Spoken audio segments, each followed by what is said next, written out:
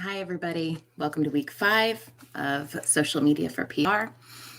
This is our last week, so it's gone by fast, and I think you all have learned a lot. I know some of you are starting fresh and really don't have any social media experience or knowledge. And so, especially those of you who didn't really even understand how to use Twitter at the start, look how far you've come.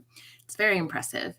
Um, this is the week where we really kind of put you to the test, though, because I think that one of the things that I forced you to do with Twitter is to demonstrate that you can sort of learn as you go, right?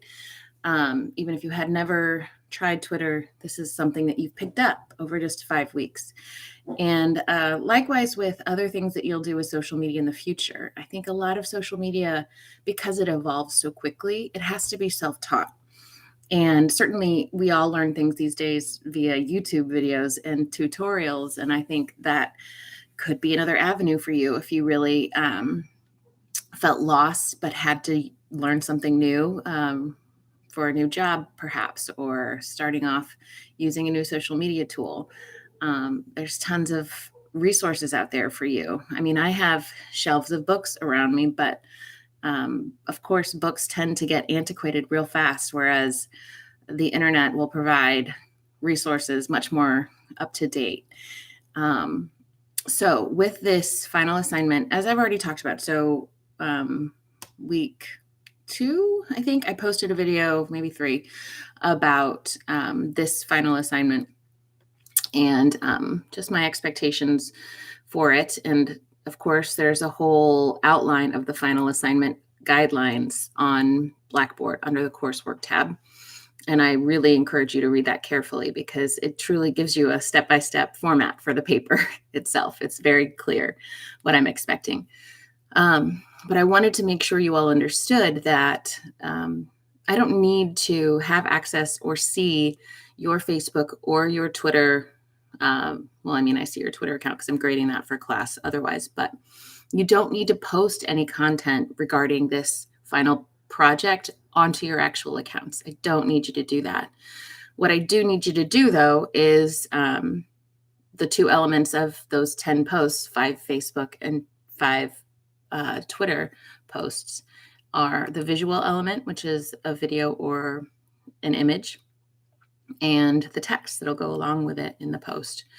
And so when you are crafting your 10 posts, 5 Twitter, 5 Facebook, that's really all I need. So just insert those into the Word doc, and that's really it. So I think the creation of the content itself is important. And so I want you to think creatively when you get into that strategic mindset, like the guidelines tell you to do.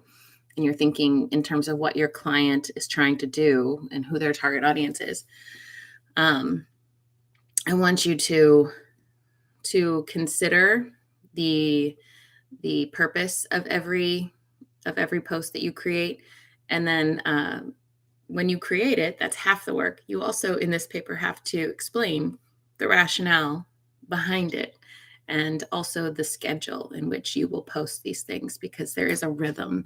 And this is not the rhythm itself, the ideal optimized schedule for posting or times in which it's best to post on Twitter or Facebook. That's not in your textbook.